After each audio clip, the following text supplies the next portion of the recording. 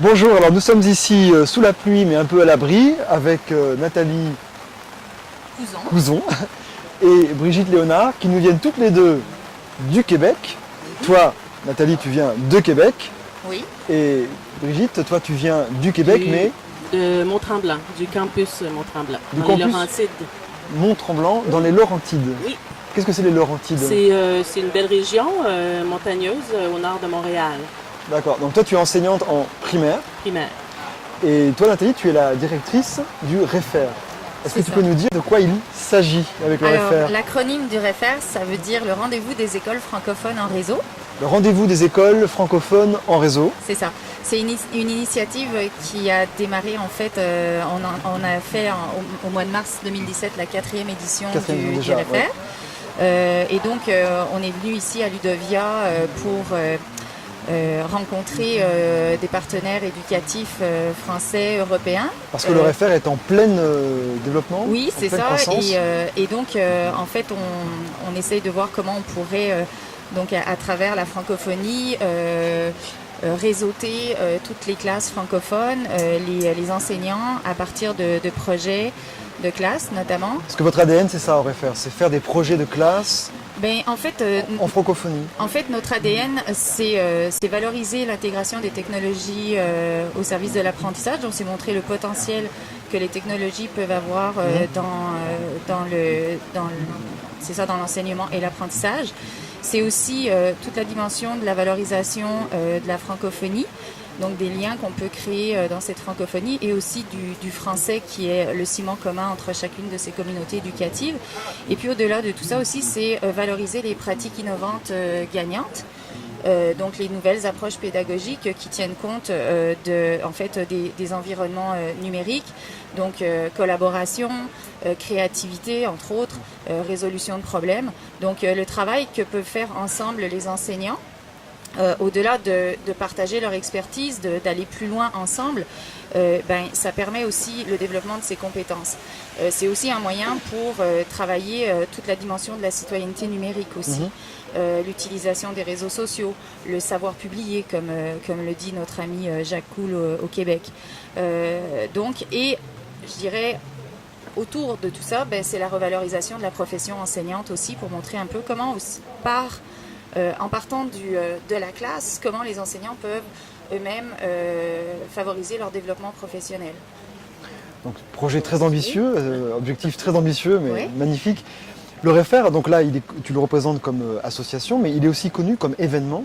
Oui, donc en fait, chaque année, depuis 4 ans, durant la semaine de la langue française et de la francophonie, donc pour faire un clin d'œil à cette francophonie connectée, on a mis en place durant 48 heures, généralement c'est entre le 15 et le 20 mars, l'année prochaine ça sera les 22 et 23 mars 2018, dans des foyers. Okay, donc différents foyers à travers la francophonie.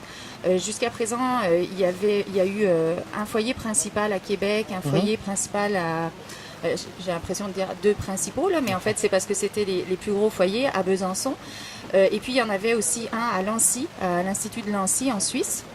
Et d'autres foyers qui ont vécu des activités soit sur une partie des 48 heures ou sur les 48 heures au complet. Il y a aussi, parce que j'ai participé à une édition, il y a aussi des activités en amont, ça peut s'étaler sur beaucoup plus de temps. Oui, c'est ça. Il y a des activités qui sont vécues avant, notamment par le biais des concours qu'on soumet aux élèves à travers la francophonie. On a un concours de littérature. Qui a chaque année un grand succès. On a mis en place depuis 2 ans un concours de vulgarisation scientifique aussi. Toutes les activités qu'on met en place sont tout le temps destinées primaire, secondaire. Primaire, secondaire. Ouais, c'est Alors ça. chaque année il y a une thématique qui fait le lien. Oui, l'année passée c'était la classe Un univers de créativité. Donc on a valorisé la créativité que pouvaient aussi permettre les technologies dans la salle de classe. Il y a eu des performances en direct sur la scène du REFER, autant à Besançon qu'à Québec. Ouais. Et puis cette année, la thématique, c'est une thématique qui rejoint beaucoup de ce qu'on est en train de vivre ici à Ludovia, puisque ça parle de la co-construction, la collaboration, l'intelligence collective comme terreau des apprentissages. Donc, qu'est-ce qui, à partir de cette connectivité, va surgir en termes de... Et vous voyez qu'après ces événements, les interactions se poursuivent entre les classes?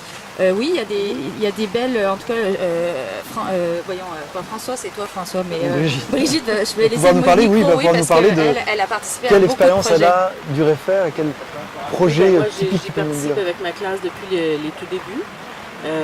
Dans le fond, ce qu'on fait, c'est qu'on connecte les classes ensemble. Par exemple, il y a 3 ans, on avait fait le petit chaperon rouge.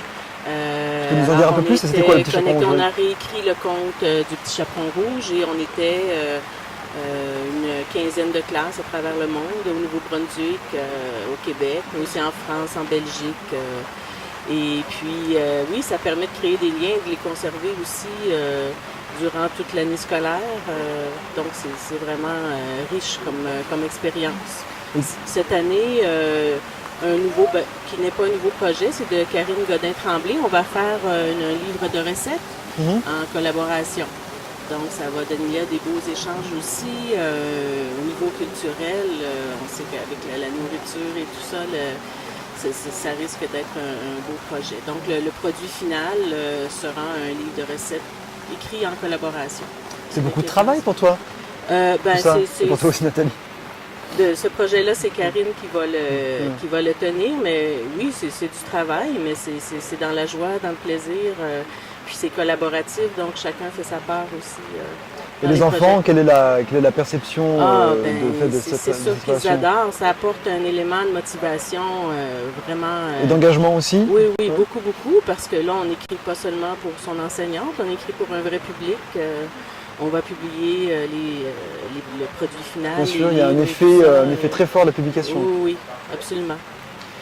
Et donc ça c'est alors francophonie pour l'instant, donc on voit les relations intéressantes qui ont été faites entre le Québec et la France, la Suisse.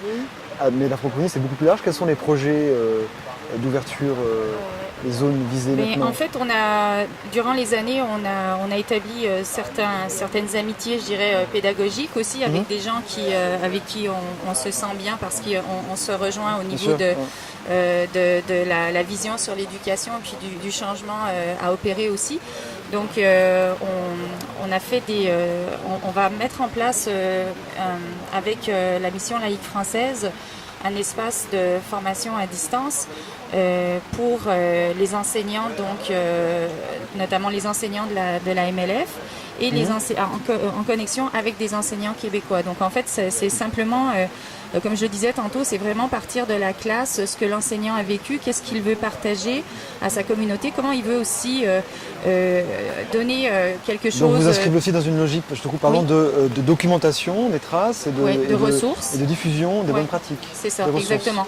Et tout ça dans le but de générer aussi des liens entre ces enseignants pour que eux-mêmes puissent travailler ensemble par la suite. Parce que comme l'a dit Brigitte, moi par exemple j'enseignais jusqu'à présent et j'ai travaillé en collaboration avec Caroline Duret à l'Institut de Lancy à plusieurs reprises depuis quelques années et nos élèves ont travaillé ensemble. Tantôt Brigitte parlait des projets qui ont été aussi vécus de façon assez impressionnante au niveau du nombre de classes. Il y a un projet qui va être remis en place qui s'appelle Anime Histoire, ça va être la 4e édition je pense. Et l'année passée, il y a 90 classes qui ont collaboré. Donc c'est une histoire à relais avec de la réalité augmentée. Donc c'était le projet de Karine Riley et de Julie Chandonnet à Québec aussi qui ont initié ce projet-là. Mais donc il y a 90 classes à travers la francophonie, un petit peu partout, qui se sont mises à la tâche pour réaliser ces productions. Et toutes les productions, en tout cas, chacun des projets qu'on initie dans le cadre du REFER, on met en valeur les productions lors de l'événement. Donc l'événement et la programmation de l'événement, on a des chercheurs comme Margarida Romero. Des pointures à chaque fois. Oui, des gens comme Thierry Carcenti aussi a été voyons Roberto Gauvin qui est ici aussi a été un des conférenciers qui a participé au REFER. Il y a plein de gens qui ont été là. On a eu des collaborations spéciales, tu t'en souviens, avec Michel Serres. Michel Serres pour les humanités numériques. Oui, exactement. Donc on essaye toujours je dirais, d'équilibrer dans le colloque lui-même la dimension de la réflexion, comment ensemble on peut réfléchir en tant que communauté éducative francophone à des grands enjeux de l'éducation qui sont liés au numérique dans la classe, notamment au changement que cela induit. Et donc ensemble d'avoir un regard commun, pas forcément identique, mais qu'on essaye de voir comment justement à la lumière de chacune de nos réalités différentes, on peut composer. Donc voilà. Avant de se quitter, Nathalie, Brigitte, d'abord je vous félicite, vraiment je vois l'ambition, je l'ai vu sur le terrain, l'ambition et les réalisations très concrètes, très intégrées qui ont lieu maintenant. Si on veut rejoindre le REFER? Alors si on veut rejoindre le REFER, on a un site web, c'est refer-edu.org. refer-edu.org. Sinon sur Twitter c'est @refer-edu. Sur Facebook aussi, et puis facile à trouver, c'est ça. Et puis sinon, vous nous tweetez Brigitte Prof sur Twitter, puis Nat Kouz, voilà. Brigitte Prof, Nat Kouz. Ouais. Merci. Merci beaucoup. Merci.